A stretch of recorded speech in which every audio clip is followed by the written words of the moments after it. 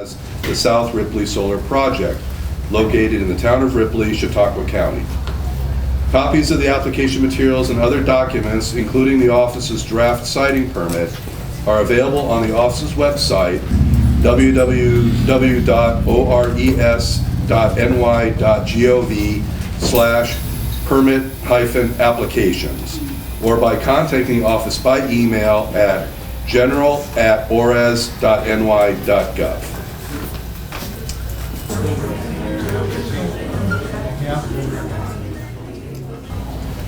I will now begin calling the speakers in the order that I received your speaker card, beginning first with any elected or other government officials. So please come on up to the microphone, state your name, who you represent, spell your name if you would for the court reporter, and please speak loudly and clearly. Good afternoon, my name is Mark, M-A-R-K, Smith, S-M-I-T-H. I'm a taxpayer of the town of Ripley. I've been a member of the fire department for almost 40 years. I've been fire chief for 18 years. I have some concerns about the battery energy storage facility and the safety of it. Last June, I sat down with representatives from the fire district, fire department, county emergency services, and representatives from ConnectGen. At that time, I had a list of questions that I posed to them, and 14 months later, I still have no answers. Some of the questions I had about the safety, the response time. The response is going to be coming out of Columbus, Ohio, if there's a problem inside of the fence. Their instructions at that time is we stood outside and wait for 4 hours for them to come. A lot can happen in 4 hours. To me, that's not acceptable to the residents of this town to have to sit and wait for 4 hours. They said no water, but they're putting a 1 million gallon water reservoir on the site. If water is not to be used to extinguish a fire, why do we need a 1 million gallon reservoir? And what happens to the runoff? I want to know the composition of the batteries, what's going to happen if we do have a fire, the runoff from the batteries, is it contained? Is it going to go into the local water system, 20 Mile Creek, or into our neighbors of Pennsylvania is going to receive some of the runoff into French Creek. It's right on the French Creek Basin, and the runoff would come into the Lake Erie, 20 Mile Creek, Gages Gulf, and other concerns. The only copy I have is a draft copy of the emergency response, which is only primary for the construction phase of the facility. You know, we should be concerned with how we're going to handle emergencies. This is all new. New York State at this time does not have any training. There are no trained teachers to teach us about the safety of this. There's no classes available for us. I don't want to be the guinea pig. I'm a third generation firefighter in this town. My daughter, and hopefully my granddaughter will be also.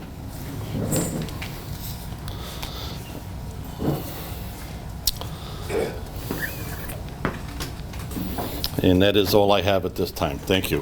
Thank you. Are there any other elected officials that would like to speak? Yeah. Are you an elected official? I'm not an elected official, but I'm representing Northeast, and I'm a candidate, the Republican candidate for the 4th Legislative District. Okay. Did you give me a speaker card? Sure did. All right. I'll call you in order with the others. Okay. This is really reserved for elected officials. All right. I'd like to make a comment. Are you an elected official? Yes, I am. What's your office?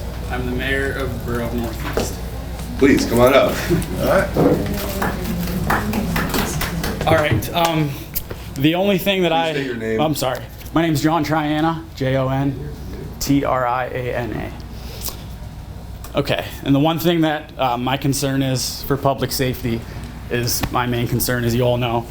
I would like to see statistics on any catastrophic events or adverse events that have happened at plants comparable to yours and how it affected the communities nearby. I've done some research myself. I haven't been able to come up with much. I'm sure you guys could find that, and that's all that I would like to see. Any information that you have would be helpful on that. So thank you. Thank you. Good afternoon. My name is Jim Boria, B-O-R-I-A. This is at 4203 Sinden Road in Ripley, New York.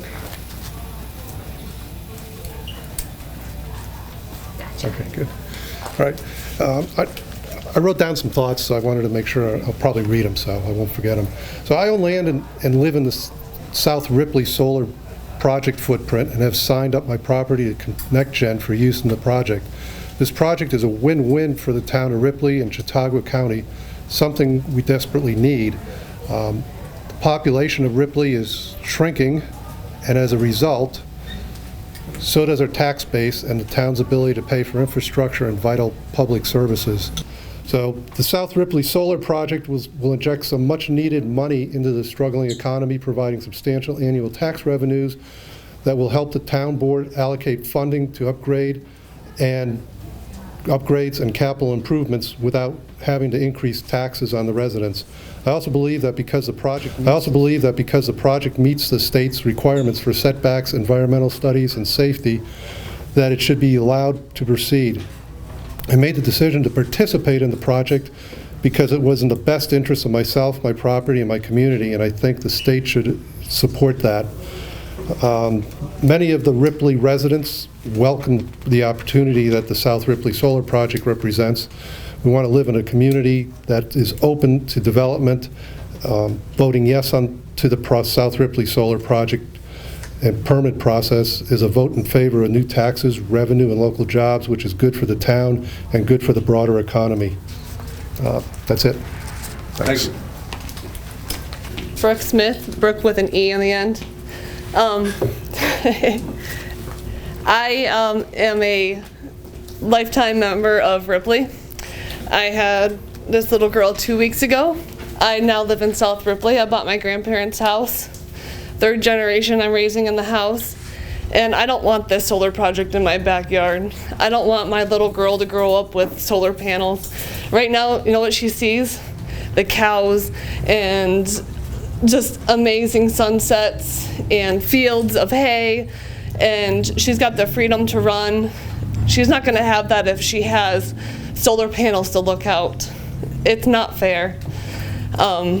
And secondly, I keep hearing that the schools are gonna benefit.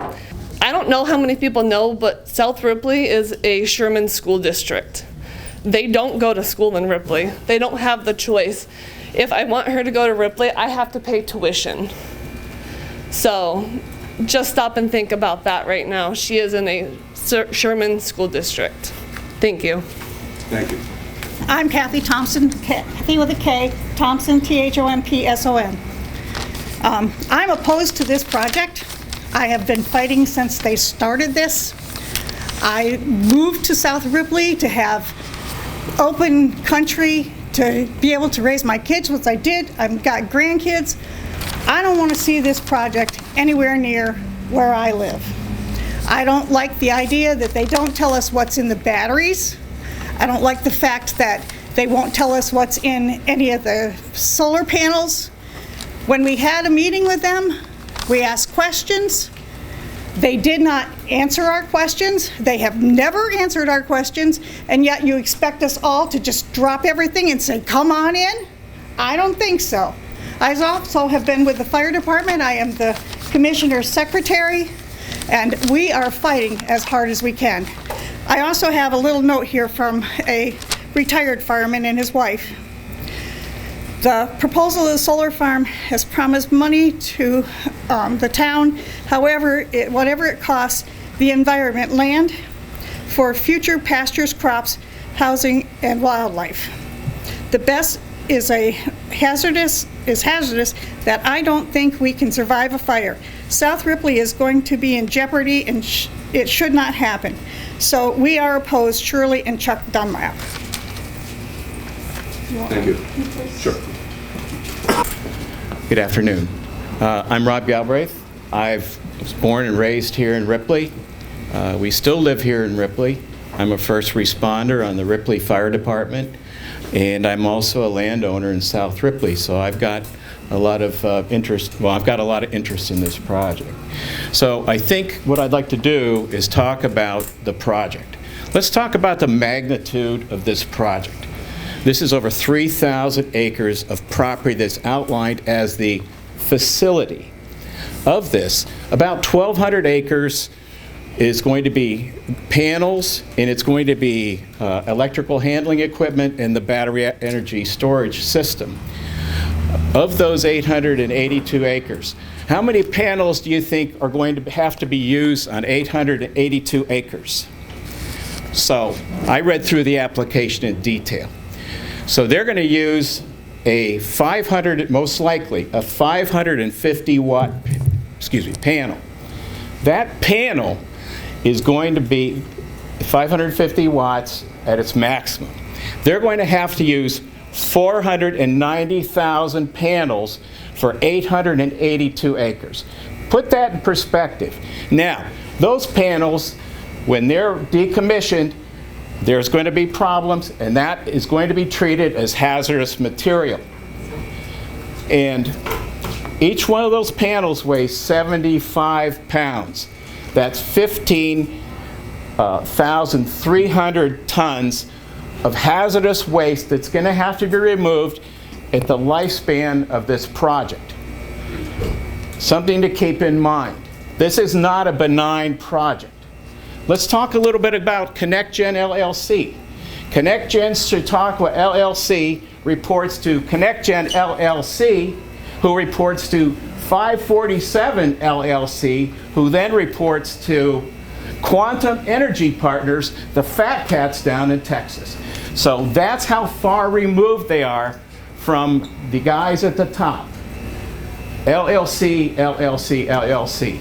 Do you think if everything goes south that we'll be ever able to go after these people? I don't think so. Some other things. I see that their sales pitch says 60,000 homes. That's very deceiving. There is no way that this facility will provide 60,000 homes of electricity 24/7, 365 days a year. It's not going to happen. That's a sales pitch. Yeah, it'll get, sometimes it'll get 60,000 homes for a couple of hours, but not 365, 24/7. No, that's not going to happen. Some other items. It was mentioned earlier, this is one of the worst areas in the country for solar insolation. This is the worst in the country. What a place to put battery energy storage and the panels. You couldn't ask for a worse place to site it. Plus, up in South Ripley, they've got so much snow, half the winter those things are going to be covered. I mentioned the trees are going to be forested. 521 acres is going to be removed of forested land. Now that forested land, don't forget, they're CO2 absorbers. So up to about 2.5, let's see, I've got to get my statistics right, 1.5 to 2.5 tons of CO2 per acre per year is absorbed by trees, especially mature hardwoods.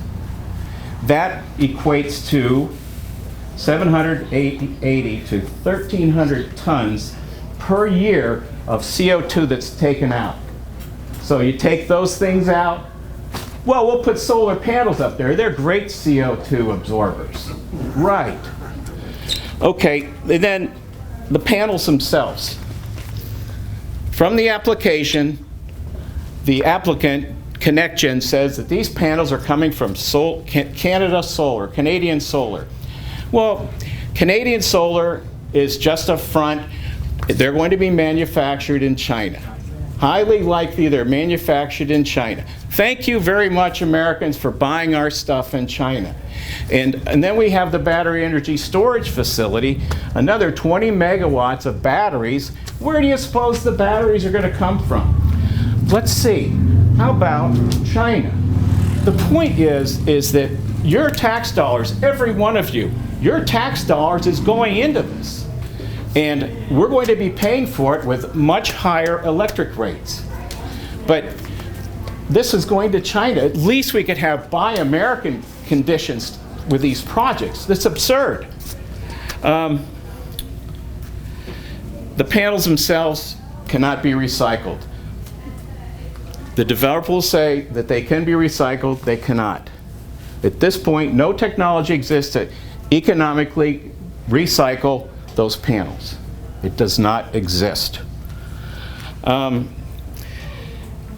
lithium-ion battery storage facility, I think the chief talked about that, so I won't beat that up, but the science is still being proven for lithium-ion storage facilities, especially industrial-sized. I have great concerns about that as a first responder. All of my first responders that are here have great concerns about that. And Judge, it's serious. We, the guys that are on the front lines, take this very seriously, and for the folks that live up there. A little bit about the laws. Ripley has passed both a solar energy law and also a battery energy storage law. So those laws were passed over the last year. Unfortunately, those laws will be overruled in part or in total by the Office of Renewable Energy Siting, ORES in Albany, who is heading up the 94C reviews. Sadly, they really do have a rubber stamp. If the developer objects to anything in a town law that they don't like, a setback or technology, or anything like that, if they don't like that, they can appeal to ORES, and ORES is going to say, well, I'm sorry, we'll just go ahead and approve that, and you know, the town is powerless. So our home rule has been seriously diluted over the years, and especially with this 94C process. The only reason that these projects exist is because of the tremendous subsidies that are provided in investment tax credits and production tax credits. It's a serious, substantial amount of money. If it wasn't for that, these guys wouldn't even be bothering us here. And then on top of that, as I mentioned earlier, we're going to get to pay higher utility rates because now National Grid's going to be forced to pay a higher premium for the power coming out from this facility and then selling it back to you. And by the way, this is a good one. So this battery energy storage facility is 20 megawatts. So in the wintertime when the panels aren't doing anything, they're going to be taking energy from the grid to charge those batteries up, and then guess what? Sell it back to the consumer, back to National Grid as green energy. Now, this is, you know, it's highly likely. I don't think this is complete gospel, but I find that this is probably very, very true. High level of confidence. I would be very concerned because that is not green. If these things are so righteous and wonderful, why is it that they have to get all these subsidies? Why is it that they have to get payment in lieu of taxes? Why is it we have to have host community agreements with them? Why can't they just pay the full boat in taxes like the rest of us working stiffs? Sir, can I ask you to make a final conclusion? Yes, sir. Thank you. I guess then how can destroying hundreds of acres of agricultural land be green? I just don't see it. On a state and federal level, even well-intentioned, the policy is flawed and misguided. There is little chance to renewable energy, and it will only lead us to be more dependent on China. And I do believe that's true, especially from a material perspective. And lastly, when I speak this to all of you, and I say this from my heart, I fear that we're witnessing a wholesale destruction of our agriculture and our forest land in the name of green energy, especially in New York State. And this is not green. Thank you. Thank you. I'm Kayla Spath. I'm a 23-year-old resident from Ripley. I've lived here my entire life. This year alone, there have already been 126 fires in New York City related to lithium-ion batteries. And to kind of portray with this too, I am a lieutenant with South Ripley Fire Department. This has resulted in the deaths of 5 people, including a 5-year-old child. These batteries have proven to be nearly impossible to put out unless, as New York City does it, they put them into shipping containers. That's how they put the fire out. They let it burn out in a shipping container. And more recently, Teslas have also started to catch on fire as well, and they have to dig holes and put them in the ground, fill the ground with water, and that is how they put them out. There is no paperwork or anything on how the fire departments go about putting out a fire related to lithium-ion batteries. Also, it was in the Post-Journal actually today that Cornell University did a study on the pollinators within New York State, and 60% of pollinators within New York State are at risk of being extinct or just at risk for pretty much coming near extinction.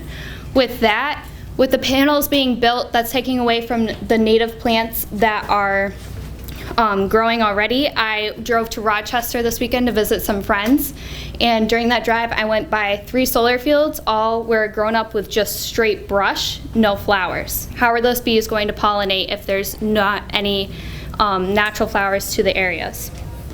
Also, another Post-Journal article from November 19th of 2020. It says, although the proposed Ripley Solar Project has yet to be constructed or even get approval, it already has its first major customer from Chautauqua County, Jamestown BPU.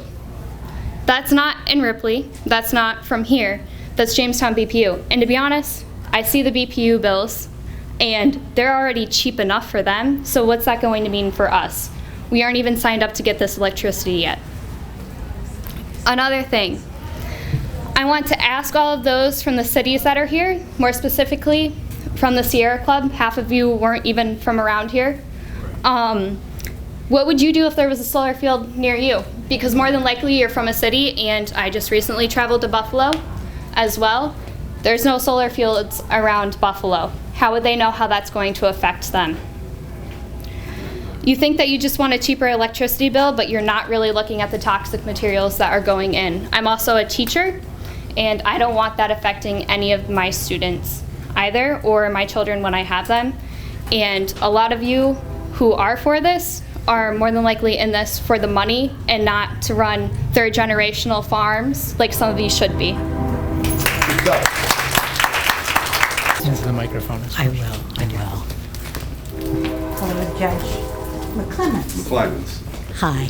Just want to say hello to everyone, especially to the judge. Thank you for coming down here to Ripley, and thank you everyone for your comments. And actually following that last thing, my son lives in Texas, and in the Dallas, the Dallas Daily Journal Morning News, Texas Energy has increased in 1 year 70%. 70%. And I'm sorry for those of you who think that you're going to bring jobs to this county by putting in solar panels and eradicating farmland and forest. What is it, 500 acres of forest are going to be razed to the ground to make way for solar panels. I do not see the green in that, folks. I'm sorry, I don't see it. Here's what's happened in Texas. Texas has solar and wind. Guess what? They put the wind turbines in West Texas because there's so much wind, except in the summertime. Imagine that. So they're having to go to natural gas to power their grid because their renewable intermittent energy cannot even come close to meeting the demands of energy in the state of Texas. So their costs for energy are up 70% in 1 year. And I don't even know what the statistics are for the 3 to 4 to 5 years prior to that. That's a little. Germany is no longer taking their nuclear power plants offline. They are ramping them up, and those 3 nuclear power plants that were scheduled to go offline are not. They are staying online, folks. This is, again, for New York, for Albany. We live here. This is a beautiful county. Most of our income comes from tourism. because it is a beautiful county. It rivals Provence in France. It rivals Tuscany in Italy. It is absolutely gorgeous here. It won't stay that way. Oh, and the other thing too is where these panels are set to go is adjacent to 20 Mile Creek, which is the water source for the town of Ripley. And we have some of the best water in the country right here in Ripley. I don't get it. I don't see it. Sorry, Sierra Club, I know you've given billions of dollars to this project, but I don't get it. Thank you. Robert Bentley, Bentley. Lifetime resident of Ripley, own 2 businesses, very involved in meters here. I think some days I'm cook, some days I'm the pie guy, some days I'm making the desserts. I don't know, I do what I'm told most of the time. But I spent 30 years on the Ripley School Board, and I've seen these meetings, I've seen these conversations, and the first thing I'm going to say is everybody that's up here honestly believes in what they're saying. They have a heartfelt belief to it, and I'm the same way. I've sat in your chair a few times in these meetings. I think the first time we did this was over a landfill, and then we did it over, there's gas wells, there's landfills, there's merging, there's annexations, there's tuitioning. I did all that with the school, and yeah, everybody up here believes in what they're saying. And the part that I think is the most important to myself is this town has passed up on economic opportunities for the farmers, for the business owners, for different people here. And I think this project is good for that. Connect Gen, we've dealt with them here with a number of different projects. Stand-up people, they're from Texas, I know, but they're still stand-up people. They've kept their word to us, they've worked with us. I want to toss out that when COVID hit, we got a phone call right out of the blue, and they said, hey, what can we do for the community? $4,000 in gift cards they bought. Yeah, that benefited us, absolutely. We were thankful that they came to us because it was a benefit right when we needed it. But we gave $4,000 worth of gift cards out to the community, right through the school. A lot of people appreciated it right then. So, as far as Connect Gen themselves, I think they're here to do a good job, to keep their word, to make sure this project goes as well as it could go.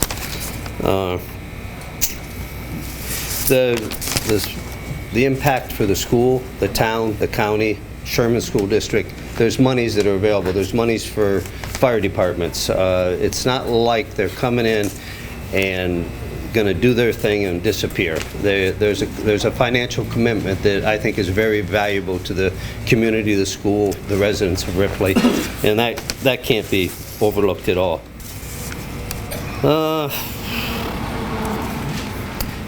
And again, I guess as with Connect Gen, the relationship we've dealt with them, that's the kind of people we want to bring this town. Loves has showed what they can do. We need some growth in this town. We need these types of things to happen, and we need to stop saying not in Ripley. Somebody was talking about nuclear is the way to go. I think I'd be opposed of nuclear in South Ripley. If that was Plan B, Plan C, or whatever. So, with that being said, I'd just like to say in full support of what Connect Gen's doing, and we're here to support them and give them the support they need today. Thank you. Thank you. My name is Shelley Spath. That's S-P-A-C-H-T. I do live in South Ripley. I was raised in Ripley on a fruit farm. Jim and I raised our 3 kids on our dairy farm, at which we now have beef cattle. It's 5th generation farm in the middle of the South Ripley Solar Project area.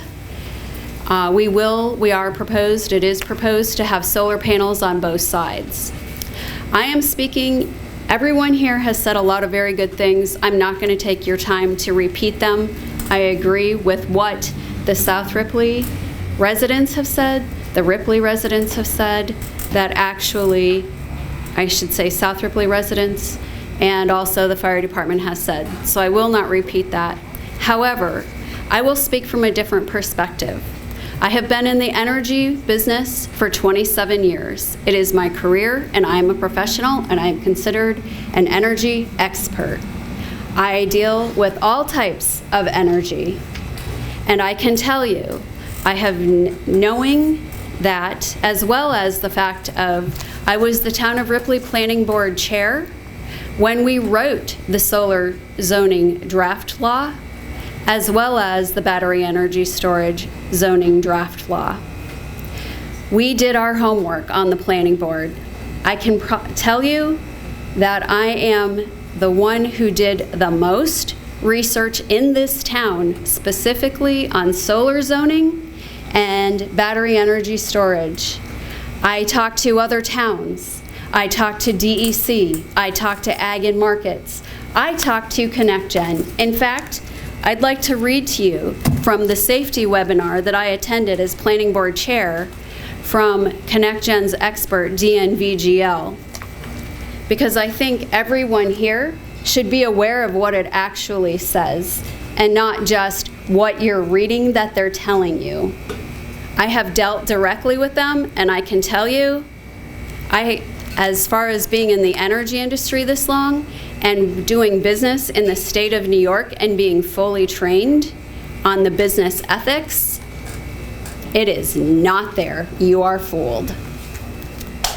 First of all, this is the front page from May 7th, 2020, Energy Storage Safety Webinar. It says how energy storage works and what ConnectGen is doing to keep South Ripley safe.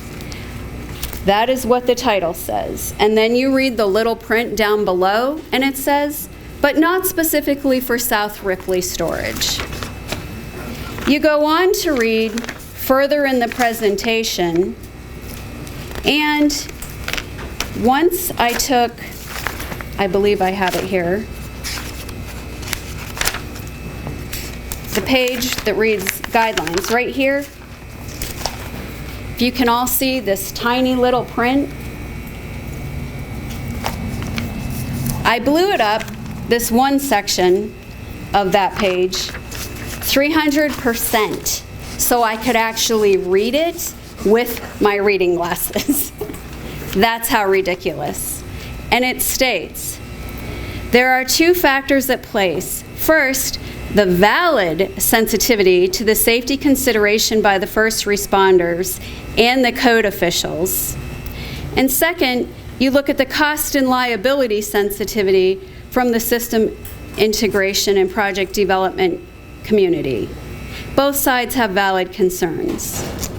And then it goes on to state, whenever possible, site projects in normally unoccupied spaces. The recommendation may be to put it in, may not be workable, but it should not be put in residential occupied spaces.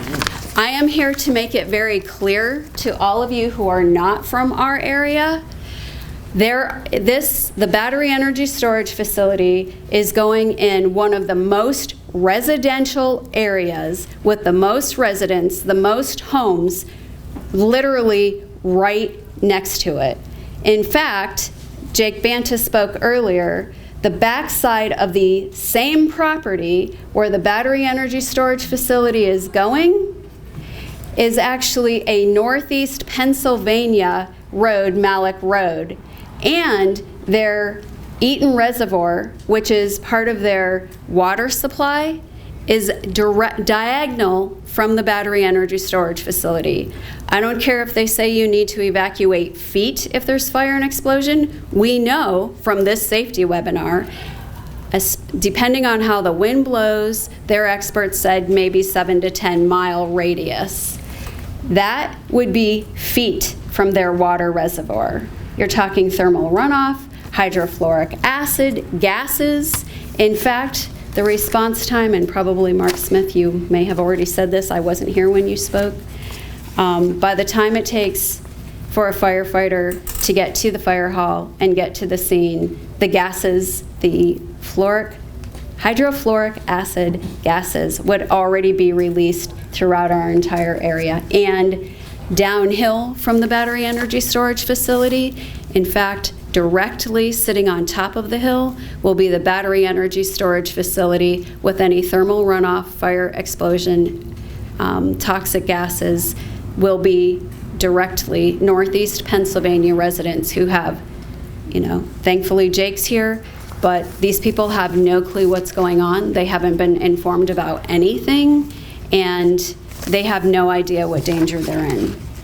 I will tell you from the energy perspective, after being in the energy industry for 27 years, I know and see all types of energy. I am certainly for energy. I completely and totally understand the New York State need for additional energy. But I want to tell you specifically about natural gas. The natural gas market, we've all seen how high the prices have gone recently within the last year and a half. Prices at the gas station, prices of goods, groceries, everything. That's all derived because natural gas prices have gone very, very high. The theory behind that is, before natural gas prices went up, renewable energy that if you want to buy green energy, it actually costs 7 to 8 times more than what natural gas cost. So, what is a great thing to do? We'll raise natural gas prices so renewable energy looks more attractive. And any of you that we have talked about the over 500 acres of the wooded land that they're talking about deforesting or basically logging and clear cutting, that doesn't account for all of the logging projects on the properties that have already occurred in the last 2 years when ConnectGen sent letters to the leaseholders and the landowners and said, either you clear cut the property and have it ready for when we're ready to come in and install, or we'll log it ourselves, which evidently is 526 or 36 acres, whatever it is, and we'll keep the money. So you may see 500 acres of wooded land being knocked down in the application, but that doesn't account for the hundreds of acres that have already been clear cut and logged over the last 2 years, and we've all seen it living where we're at. They're looking at putting solar panels on both sides of our property. It will have a direct impact on our daily farm operations. Our cattle literally go up and down the lane every single day to our pastures right along the side of our property where one of the largest facilities will be. The last thing I'm going to say, because I know I'm taking a lot of time and I apologize. The last thing I want to say is when I walked in, there were a lot of people talking from different areas. I understand we all have kids. We all want them to have jobs here. I get that. But this is not the project for that. The technology is not here. It is not ready to be produced. We have hydroelectric here. We do not need the energy here. And I will tell you, as my expert opinion, the electric that is produced here, although I have to tell you, I don't expect there's actually going to be energy produced here. They did the project for the renewable energy credits, and I know that because in a planning board meeting, when I met with Isaac regarding a planning board matter, that is exactly what he said. We're not here to produce electricity. We just want the renewable energy credits, which the state has already awarded them a week after the state went in pause in March of 2020. That's all. Thank you. The next speaker is James Spack.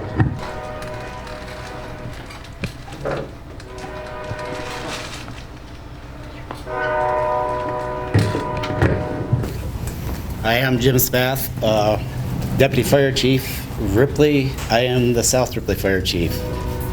If this facility catches on fire, I am going to be the one that's responsible for taking care of it. We have an aging fire department. We have basically 10 firefighters now that are average age over 60 years old. And you're expecting to put something into our district that we cannot handle. Then what are we supposed to do? They've told us that we're supposed to wait 4.5 hours for a gentleman to come from Columbus, Ohio. We're supposed to stand by, not even enter the facility. This is their own meeting with us that they said this. And wait for him to get there to tell us what to do. They will not even tell us how far we need to evacuate. And that's just ridiculous. They have no plan, emergency plan that the fire department has seen. And as far as the fire department benefiting, $189,000 isn't worth one person's life, let alone 30.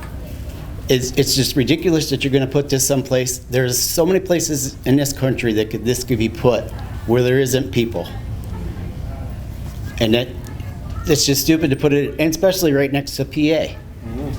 You're putting a whole nother town in jeopardy because of this. I also have a farm. We've farmed it our entire lives, 5 generations. Where's your food come from? It doesn't come from the store. It comes from this land right here. What do we get on this land? It's what we got the last 2 days, and that's rain. Look what they've did out west. They've sold off all their cattle because they don't have enough water out there to take care of them and grow crops. Here we do. That's why we have grapes. Grapes without rain. With no grapes, they'll be just little BBs. And this food in this country is going to get tight. The population keeps growing. The farmer population keeps declining. Back even a couple years ago, the average age of a farmer was close to 70 years old. Nobody wants to do it anymore. And why those farms are all out of business up there is because the government was involved in the pricing of milk. Same as the government's involved in this electricity. It's going to go broke. There's just no way that the government can be involved in something like that and people benefit. Thank you. Thank you. So my name is Alex Bacco, and I'm the attorney representing the fire district. I need my address. My office is based out of Buffalo, New York. I'll keep my comments brief. You've heard from the volunteer fire district members here today who will be responding to any emergency or fire in relation to this project, especially as it relates to the battery storage system. Now, the developer has submitted voluminous application materials related to the safety response plan for the project with the battery storage component. In the application materials, it says that the representatives of the fire district were consulted and briefed on the safety issues surrounding the battery storage. However, you heard it here from the representatives of the fire district that was inadequate. Now, fundamentally, these are the people that will be responding to any fire, any emergency. Naturally, you would suspect that the people that are implementing the plan for the emergency response would be adequately consulted, especially as this has a local component. Now, the battery storage system and the project at large has to comply with New York State Fire Code and other national standards. Those standards, however, don't necessarily take into account the local component, the local topography, the knowledge that these individuals have regarding the safety and how to respond to emergencies in this town.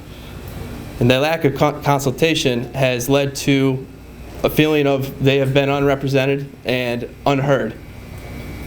To that end, while the draft permit requires that the developer submit a safety response plan essentially geared toward the battery storage system individually, what has happened to date does not give great confidence that the fire district will be adequately consulted, one, two, what their comments and concerns are will be heard, and whether or not it has any effect at all. And with respect to the fire district, these are the members in the room. It's not a big volunteer fire district. I think there's 15 members, maybe a little less than 15. I think less than 10 actively respond to fires. That is a huge burden to put on a local emergency response team, essentially. Now, the county and other municipalities may be involved, but these individuals are the ones responding to the emergency. And that local component, although the response plan is, I think, 30 pages long and relatively detailed, it does not address the local component in this situation. And with respect to the community host agreement, the fire district is set to get $189,000 in the first year of the plan. However, there is no guarantee that the fire district will receive that payment on an annual basis. The special district tax is based on the value of the plant itself, not the value of the land.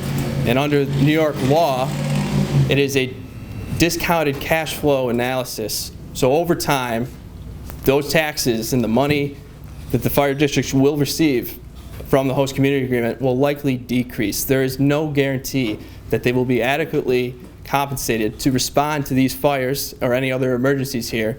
And finally, this project has a life of 20 to 30 years. You heard there's an enrollment issue with the fire district. Now, a plan is only as good as the people that can implement it. If there are no people to implement this plan, this safety response plan, what good is it? And to that end, there hasn't been any meaningful discussions or negotiations to address the staffing shortages that the fire district has. And relying on other outlying municipalities who rely on the Ripley Volunteer Fire District to respond to emergencies is simply not enough. And that's it. Thank you. Thank you. Goots. Yes, sir. Thank you. Hello, everyone. My name is William Goots. I am one of your fire commissioners. I'm also a firefighter, and I am the safety manager for Regal Service, which is a trucking company down on Sherman Road across from Love's. I've heard people from the Sierra Club come in here, speak quite eloquently, and I appreciate their stance.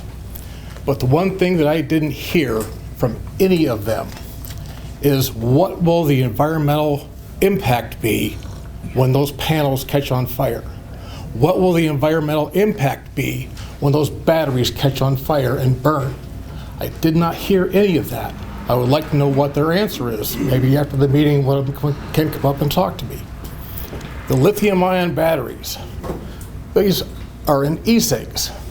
I've seen them. They don't allow them on planes. Same technology they want to put up on the state line. I have seen personally the destruction these things cause in one of our tractor trailers. Totally destroyed the inside of one of our trucks. From one of these little batteries the size of my pinky, and they want to put a huge facility of these things up on the hill. We really need to take a second look at this and find out what their plans actually are and what's going to happen. These firefighters that I work side by side with, whether it's in the ambulance, whether it's in a brush fire or wherever, they have my back. And it's my responsibility to stand here to let you know that I have their back and I have everybody in this room's back when it comes to what's going on up on that hill. I do not and will not ever agree with putting the solar project on South Ripley with the current technology that we have. In my opinion, it is very unsafe. Something does happen, and I can show you video after video of panels burning, blowing up. Come see me after this. I'll be more than happy to show them to you. This is not the time to do this. When technology comes and it's better, bring it on. I'll more than welcome it. But for the time being, I cannot in good conscience condone, accept, or in any way, shape, or form acknowledge that this is a good thing. I will tell you that the fire department, the Ripley Fire District, does not have a host agreement on ConnectGen with the town of Ripley. I will tell you that the Fire District of Ripley does not have a host agreement with ConnectGen themselves. So looking at this postcard and what that says on there, I'm not saying that it's going to be 100% accurate. I think it's exceptionally misleading at this point. If this was in place, if we had something with the town, if we had something with ConnectGen, I would be the guy to know. There's nothing there. Trust with these people is not there. Thank you. Hello, my name's Donald Rice. resident of South Ripley. I wanted to bring a little more technical, even we've had some great technical discussions. I have degrees in mathematics, physics, these are bachelor's degrees, and mechanical engineering. I've worked with Boeing for over 15 years. Boeing had a problem with lithium-ion batteries on the 787. It was their Dreamliner aircraft. It was their first composite aircraft. And as such, that particular aircraft required the energy density of a lithium-ion battery system. Only problem is, if you might recall back a few years, they kept grounding planes because they were catching on fire. I know the Boeing engineers who worked on it. They found zero way to put out a lithium-ion fire. This is Boeing in Everett, Washington. It is not possible to put out a lithium-ion battery fire. The solution that's used on every 787 that's flying today is they only can contain it, which is the same thing we heard about cars. You put them in a hole and you put water on them.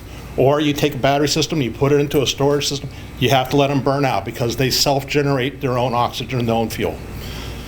So I wanted to make sure everyone knew that it's not a matter of if, in their own documents, it's when these things catch on fire. They are going to catch on fire.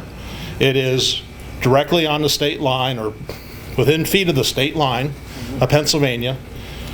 Not only are the residents of South Ripley, myself included, going to be involved in this evacuation, but you have reservoirs, you have the runoff systems, you have Lake Erie, and everyone in this room pretty much is going to be subject to that evacuation, and that fire cannot be put out. I just want to make sure everyone knows that. I'm disgusted on a number of other things. No way do I think this should be done as a limited liability corporation because by definition, it limits their liability. If they're in this and they really want to do this project and they believe in it, they sure as hell ought to have the responsibility and liability. Yeah. Yes. So that'll be my close. Thank you. Thank you. Hello, my name is Lynn Bedford. Sorry. I come from the town of Arkwright, and I came tonight just to listen. I really didn't plan on speaking. I had to go fill out a form so I could speak. I'm on the Arkwright Town Board due to the wind turbines coming in, due to the effect that the wind turbines said they wouldn't have on a person, which they lied. I'm on the Town of Arkwright Board because it became very important to me not to ever let another township go through what I went through. Now solar panels, all this money is flooding in for solar panels. We're in the process of writing the solar laws in Arkwright, and I wanted to come here tonight to find out what was going on. I've read a lot of information on it from other countries. I know what was spoken is the truth. They are bad, they are lethal, and they will destroy your community. They will divide farmers against farmers, and it's all about money. If these could actually do some good to the human being, I would be all for a good renewable energy. But this is not green, it's black. As black as the solar panels are. And I urge you, stand up with all your life and fight for your kids, as I'm doing in Arkwright. Thank you. Okay, sorry about that, everyone. My name is Jon Triana, again, Jon-Triana, and I'm from Northeast. I wasn't prepared to speak first, so that kind of caught me off guard, and I was hoping I could find a second at the end to talk. I was hoping to see more residents from Northeast here. I know there's a few, and I was honestly expecting to hear them speak and kind of cover what was going through my mind, but since they didn't, I figured I'd bring up some stuff that I've been thinking about here. And some of you may know, some of you may not. I am a member of Fuller Hose in Northeast. Now, with being the mayor of the borough, I've taken a leave of absence, but I do want to say some stuff about the fire department. You guys know what it's like to put out, the first thing that came to my mind, car fires, right? When you take that nozzle and you shove it in towards the engine, poof, big white flash, right? That's from a little piece of, what is it, phosphorus or something? That's like as big as your thumb. And you gotta back up and get away. What happens when it starts raining and that's burning for 3 days, blowing towards Northeast? Does the water do anything to those chemicals that we have no idea about? Is it gonna just get a little bigger? Oh, the wind's blowing that way, so it'll go that way. Don't worry about Westfield, Mayville, all that. It'll just get to Northeast. I have a lot of friends and family who are great farmers, and they spend half their spring going through fixing their ditches to reroute the water drainage and stuff. So when that water gets polluted, now it's all just going to flow right through their fields and stuff, okay? Now, I don't care. I shouldn't say I don't care. I don't have a dog in the fight, okay? This is all up to you guys. New York, Ripley, Chautauqua, Mayville. I'm just the neighbor looking out for my friends, my family, all that.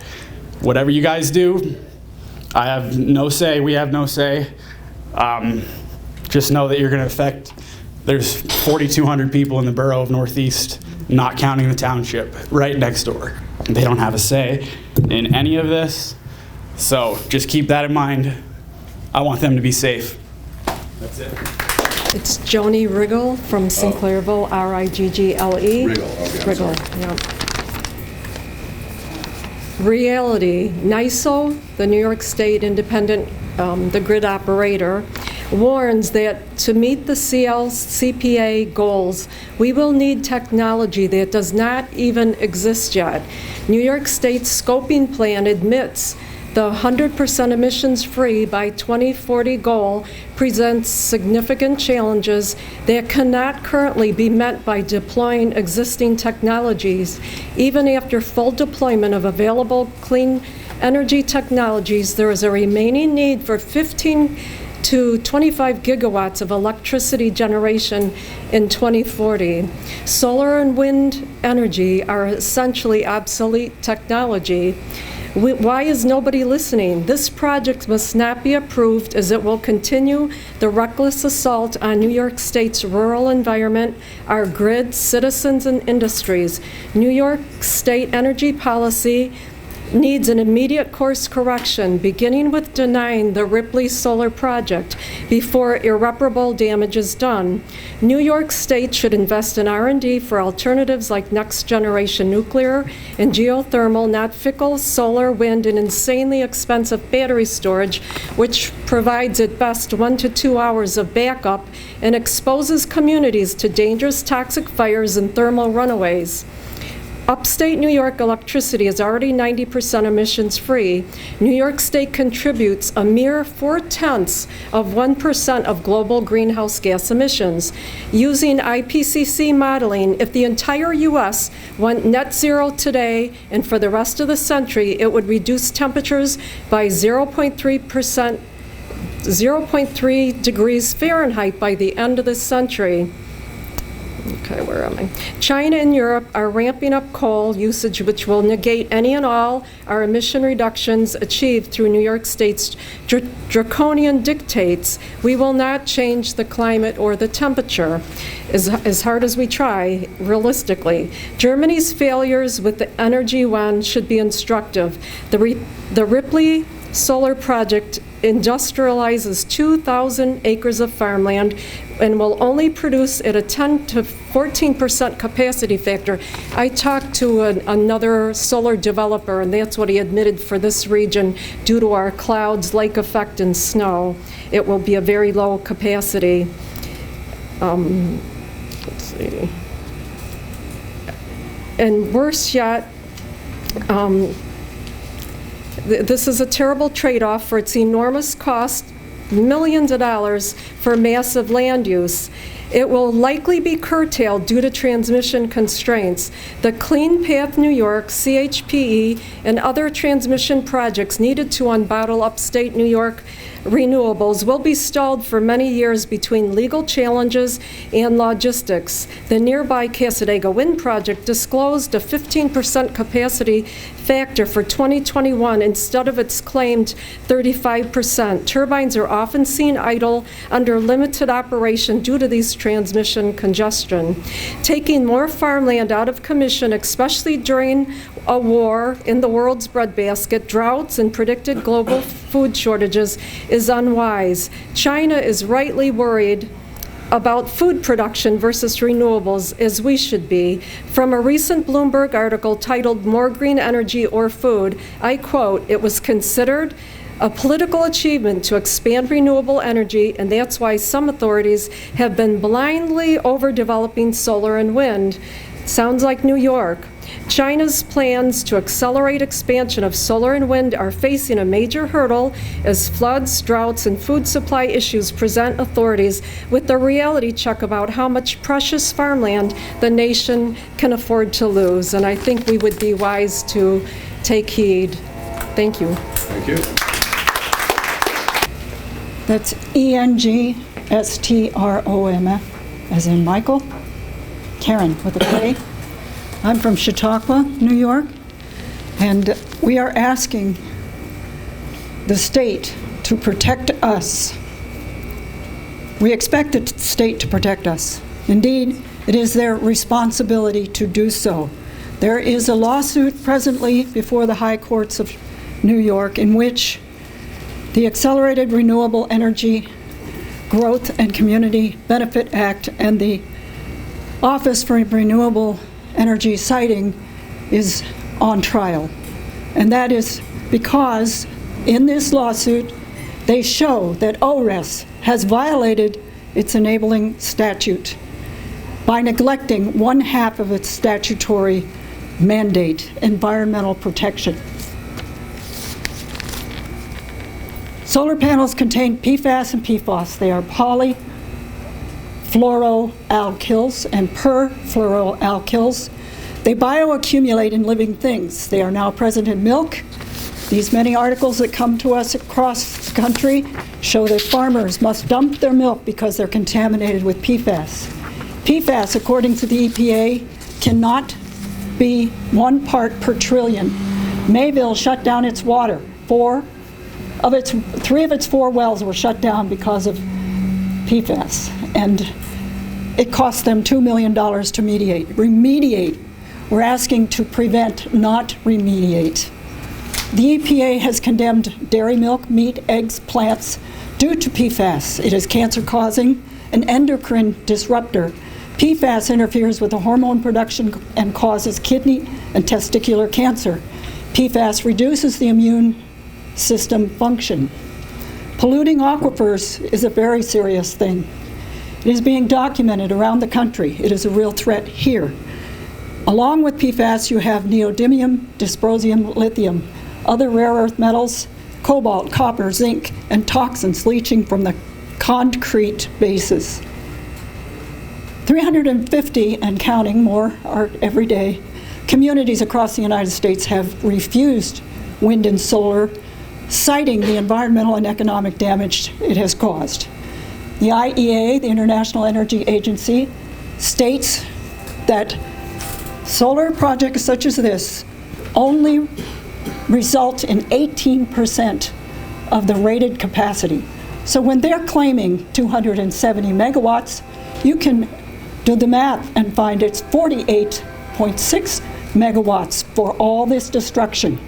When they say 60,000 homes, it's really 10,800 homes that will be electrified when the sun is shining. And by the way, you have to back it up 100% of the time with coal or gas, which doubles the cost and the energy expended to make our vital electricity. Solar projects require, and there is no scientific, thorough, objective studies, unless they're done by the industry, and that's not objective, that have shown that solar is a net benefit.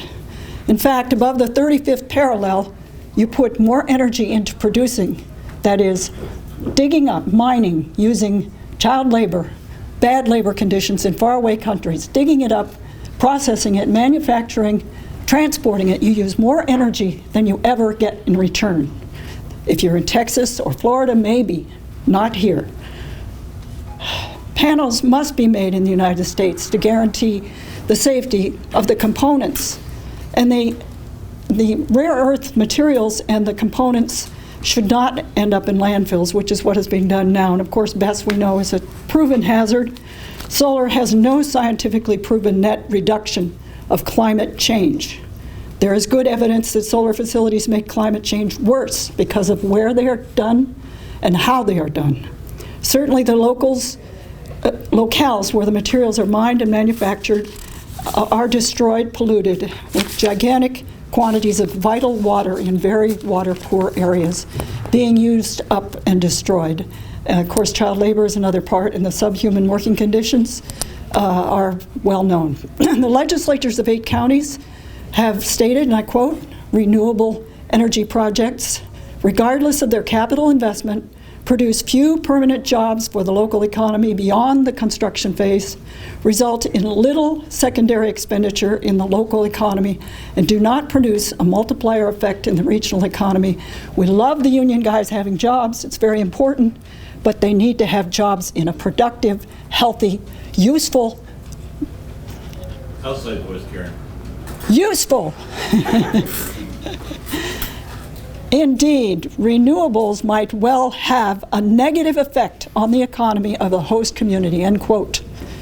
There have been hundreds and probably thousands of these, what we call public hearings, either under Article 10 or now under ORES. There were 17 in the last short period of time on solar. Of those, of the 17 that are recorded, 1 was rejected. Administrative law judges, stenographers, technicians recording us show up. They have been to several, we've documented several. I'm a filmmaker and I've documented a number of them, and it's always the same story. They politely listen to the public, and then they go back, go wherever it is they came from, Albany in this case, a long distance. We appreciate their coming, but the community pours out its heart. It tells its real life experience and its concerns for its future. It brings in paid scientific expert witnesses to prove that there is a history of failure, that there's a history of damage, that there's a history of harm being done by these solar panels, these large solar projects. So these communities face changes that will force them to leave. It will diminish everything that they know. And in spite of having documented with scientific proof that there is more harm done than the putative good, we go through with this process. It appears to me to be a show trial, because what happens? These hired people go home and the state does whatever it planned to do in the first place. They do a good job, they bring the words to the siting board, but in the end, this show trial goes on to just the same old thing. Political leaders, those who hire these people and appoint them, collect big donations from the developers. They collect big donations from Wall Street and from the world order, the one world order globalists.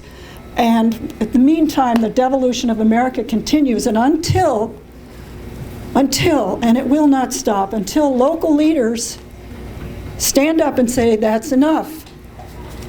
We must respect our state constitution, in which it states, quote, local officials must protect the safety and well-being of all citizens, unquote. This hearing is adjourned. It is 6:50. We are off the record.